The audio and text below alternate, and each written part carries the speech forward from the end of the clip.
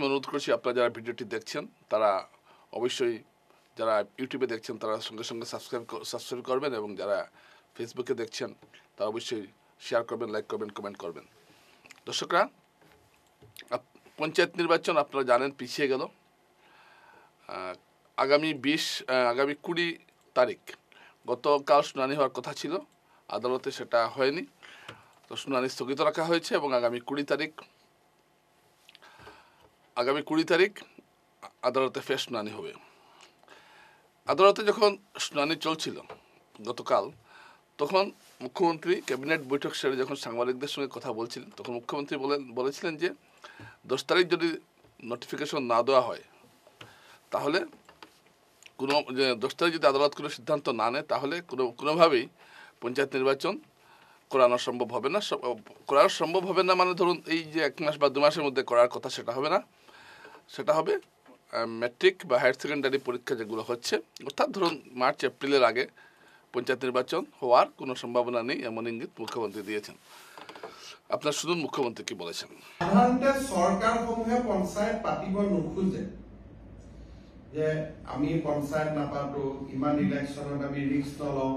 বিশেষকৈ বিধানসভাৰ নিৰ্বাচনৰ আগে আগে কোনো চৰকাৰে পঞ্চায়ত পাতিব নোখোজে। আমি পঞ্চায়ত পাতিবৰ কাৰণে উদ্গ্ৰীৱ হৈ বহি আছো। কিন্তু এই পৰ্যন্ত মই অলপ আগতে মহাঅধিবক্তা দেৱজিৎ শইকীয়াক টেলিফোন কৰিছিলো, তেওঁ কৈছে যে এই সময়লৈকে জাজমেন্টটো ডিক্লেৰেশ্যন হৈ আছে, জাজমেন্ট অহা নাই বা যি ধৰণৰ কথা। আজি যদি ৰাতি 12টাৰ আগতে আমি জাজমেন্টটো নাপাওঁ, পজিটিভ বা নিগেটিভ যি নহওক, তেতিয়াহ'লে আমি পঞ্চায়ত ইলেকশ্যনটো একেবাৰে মেট্ৰিক বা হায়াৰ ছেকেণ্ডাৰী পৰীক্ষাৰ পিছলৈকে লৈ যাব লাগিব। কাৰণ 14 ফেব্ৰুৱাৰীৰ পৰা মেট্ৰিক আৰু হায়াৰ ছেকেণ্ডাৰী আৰম্ভ হ'ব। আৰু যদি এবাৰ ইলেকশ্যন কৰিলে 1 মাহ সময় লাগে নটিফিকেশ্যনৰ পৰা, আৰু 2টা ফেজত কৰিলে আজি হ'ল 10 তাৰিখ, 10 ফেব্ৰুৱাৰীত এটা হ'ব পাৰে, 12 ফেব্ৰুৱাৰীত এটা ইলেকশ্যন হ'ব পাৰে। কিন্তু আজি যদি ৰাতি 12টাৰ আগতে যদি হাইকোৰ্টৰ পৰা অৰ্ডাৰটো ওলাই নাহে, আৰু পিছৰ 10 দিনো হাইকোৰ্ট বন্ধ আছে, গতিকে তাৰ পৰিপ্ৰেক্ষিতত মই ভাবো যে পঞ্চায়ত ইলেকশ্যন পতাটো অসম্ভৱ হৈ পৰিব, কাৰণ মেট্ৰিক আৰু হায়াৰ ছেকেণ্ডাৰী পৰীক্ষাৰ মাজত পঞ্চায়ত ইলেকশ্যন পাতিব পৰা নাযাব।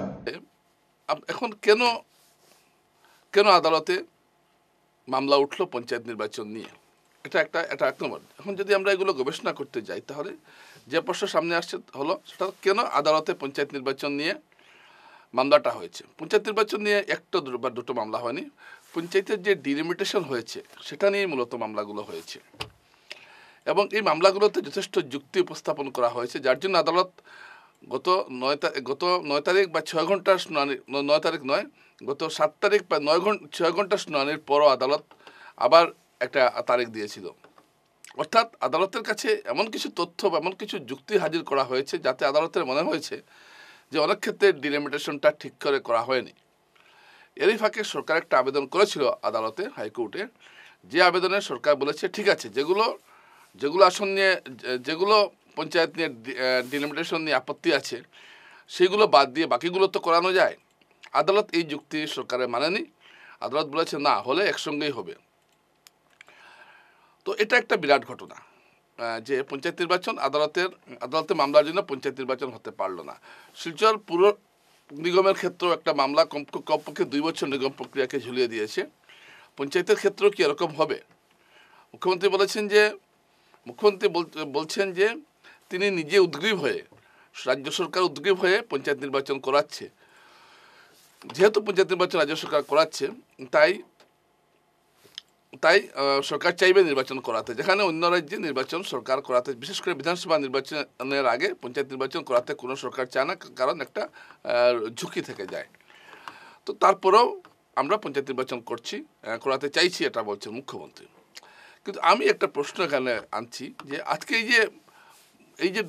এই যে নির্বাচন প্রক্রিয়াটা যে ব্যাহত হচ্ছে, পঞ্চায়েত নির্বাচন হওয়াটা খুব জরুরি, 1 বছর হয়ে গেল নির্বাচন হচ্ছে না, এই যে নির্বাচন হওয়াটা খুব জরুরি, কিন্তু এই যে নির্বাচনী যে মামলাগুলো যে আদালতে ঝুলছে, এই এটা তো অস্বীকার করার উপায় নেই যে ডিলিমিটেশন নিয়ে পঞ্চায়েতের যে ডিলিমিটেশন হয়েছে সেটা নিয়ে প্রবল আপত্তি উঠেছে বিভিন্ন জায়গায়।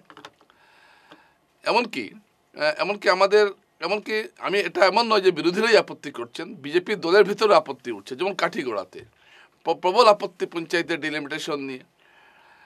এবং পঞ্চায়েতের অনেকে বলছেন যে পঞ্চায়েতের এই ডিলিমিটেশনের জন্য বিজেপির নাকি অনেক ক্ষতি হবে।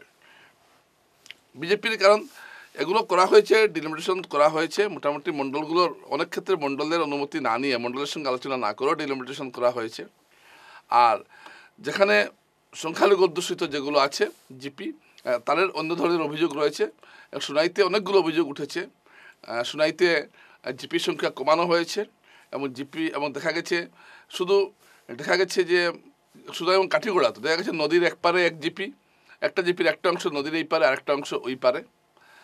একটা জিপির এমন দেখা যায় মাঝখানে কোনো সংযোগ নেই, হয়ে গেছে দুটো জিপি। জিপির একটা এসওপি আছে জিপি ডিলিমিটেশন করার, সেই ডিলিমিটেশন অনেক ক্ষেত্রে মানা হয়নি, এই অভিযোগ উঠেছে। অভিযোগ জেলা শাসকের কাছে যখন অভিযোগের জন্য সময় দেওয়া হয়েছিল তখনও অভিযোগ জানানো হয়েছিল, কিন্তু কিছু কিছু ক্ষেত্রে কিন্তু তারপরেও সেটাই চূড়ান্ত করা হয়েছে ডিলিমিটেশন, তাই আদালতে মামলাগুলো গেছে। এখানে সরকারের উচিত ছিল যে ডিলিমিটেশনের আগে সবার সঙ্গে বসা, কথা বলে। একতরফাভাবে ডিলিমিটেশন করায় আজকে সমস্যাটা দেখা দিয়েছে। কাঠিগড়া এমন হয়েছে যে জিপির একজন লোকে যদি জিপি অফিসে যেতে হয় কমপক্ষে ঘুরে ফিরে প্রায় 25-30 কিলোমিটার জায়গা যেতে হয় একটা জিপিতে যেতে হলে। এরকম অনেক জিপি আছে। তাছাড়া একটা জিপির সঙ্গে যেখানে আরেকটা জিপির কোনো ধরনের দূরত্বে, মানে একটা আছে না, ধরুন আপনি আছেন মেডিকেলে, তো আপনার রাঙ্গিখাড়িতে আসাটা আপনার পক্ষে সুবিধাজনক। আপনাকে যদি বলে আপনি রামনগর যান, অসুবিধা হয়ে যাবে। তো ঠিক সেরকম পাশে একটা ভালো জায়গা থাকা সত্ত্বেও অনেক দূরে ঠেলে দেওয়া হয়েছে। তারা একটা জায়গা থেকে আরও দূরে যেতে হচ্ছে তাদের কাজ করার জন্য। এই সমস্ত কিছু ডিলিমিটেশনে হয়েছে, এ নিয়ে প্রচুর আপত্তি উঠেছে। এবং আমি আবারও বলছি, এটা কোনো দলীয় ব্যাপার নয়, এটা বিজেপির দলের থেকে আপত্তি উঠেছে। বরখোলা তো এরকম হয়েছে, আমাদের এখানেও এরকম হয়েছে। তো তার ব্লক ডিলিমিটেশনের ক্ষেত্রে অনেকগুলো আপত্তি আছে। যাক, এটা আলোচনার বিষয় নয়। আলোচনার বিষয়টা হলো যে এই যে আদালতে যে জিনিসটা ঝুলছে, এর জন্য দায়ী তারাই যারা ডিলিমিটেশনটা করেছেন। তারা এমনভাবে ডিলিমিটেশন করেছেন যে অনেকগুলো আপত্তি উঠেছে এবং আদালতের কাছে এই ডিলিমিটেশনের সংক্রান্ত যে অভিযোগগুলো আদালতের কাছে অনেকটাই গ্রহণযোগ্য মনে হয়েছে, তাই হয়তো আদালতের সিদ্ধান্ত নিয়েছে। এখন ধরুন আগামী 20 তারিখ আদালতে আবার শুনানি হবে। আদালত তখন কি রায় দেয় সেটা দেখার বিষয়। যদি আদালত রায় দেয় যে নির্বাচন হবে, আদালত তো নির্বাচন হবেই রায় দেবে না, আদালত হয়তো এই রায়টা দেবে, ঠিক আছে, যে এই জিপিগুলোর আদালত যদি ডিলিমিটেশনকে কেন্দ্র করে যদি আদালত রায় দেয়, তাহলে আদালত বলবে না এই ডিলিমিটেশনটা পুরনো ডিলিমিটেশনই হবে, এরকম হতে পারে। অথবা বলতে পারে না, সরকার যে ডিলিমিটেশন করেছে এটাই ঠিক আছে। এই দুটো হতে পারে। তারপর এর মধ্যে সরকার নির্বাচনী বিজ্ঞপ্তি জারি করতে চেয়েছিল, কিন্তু নির্বাচনী বিজ্ঞপ্তি জারি করার অনুমতি আদালত দেয়নি। যেদিন আদালত অনুমতি দেয়নি সেদিনই সরকার নির্বাচনী আচরণ সংহিতা জারি করেছে।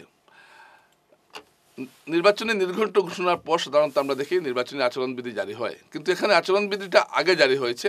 অর্থাৎ আদালতকে হয়তো এটা বোঝানোর চেষ্টা হয়েছে যে দেখুন, আমরা তো নির্বাচন করাতে খুব স্মার্ট নির্বাচন আমরা করাতে চাইছি, আপনি দয়া করে অনুমতিটা দিয়ে দেন। কিন্তু 9 তারিখ কিন্তু আদালত সেই অনুমতি দেয়নি। গতকাল আদালত এই অনুমতিটা, গত 7 তারিখে অনুমতি বাতিল করেছে আদালত, এবং অনেক আশা করেছিলেন 10 তারিখ হয়তো আদালত অনুমতিটা দেবে, কিন্তু দেয়নি। অর্থাৎ আদালত চাইছে যে এই ডিলিমিটেশনের পুরো বিষয়টা সমাধান করার পরই নির্বাচন হোক। আদালত তার বলবে না নির্বাচন করাও, আদালত ডিলিমিটেশনের ঝামেলাটা যদি ঠিক থাকে বলবে ঠিক আছে, ঠিক না থাকলে বলবে সংশোধন করো। আর যদি সংশোধন করার কথা বলে তাহলে ধরে নিন, আমি যেটা হিসাব করছি যে আরও এই বছর, মানে মেট্রিক হায়ার সেকেন্ডারির পর কেন আরও পিছোতে পারে নির্বাচন, এই বছরই না হতে পারে। কারণ আদালত সরকারকে বলবে যে তুমি এটা ঠিক করো, সরকার আরও সময় নেবে। তারপর আদালতে একদিন আসলো, সেদিন হয়তো বিচারপতি আসলেন না, এরকম করে 3 মাস 4 মাস চলে যেতে পারে। আর যদি আদালত আগামী 20 তারিখ শুনানির পর যদি আদালত বলে না এই ডিলিমিটেশন ঠিক আছে, তাহলে আপনারা দেখবেন পঞ্চায়েত নির্বাচন হয়তো মার্চে বা এপ্রিলে হয়ে যেতে পারে।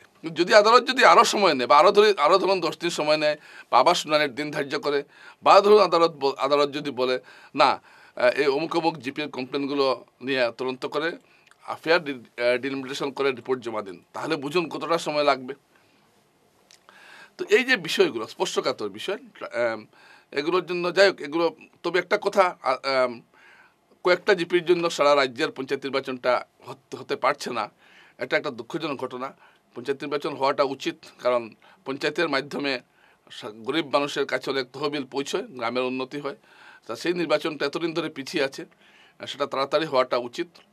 কিন্তু আইনের একটা কথা আছে, তাড়াতাড়ি আদালতের কথা হলো তাড়াতাড়ি করতে গিয়ে আমি ভুল কিছু করব না, যার জন্য আদালত এই বিষয়ে হস্তক্ষেপ করেছে।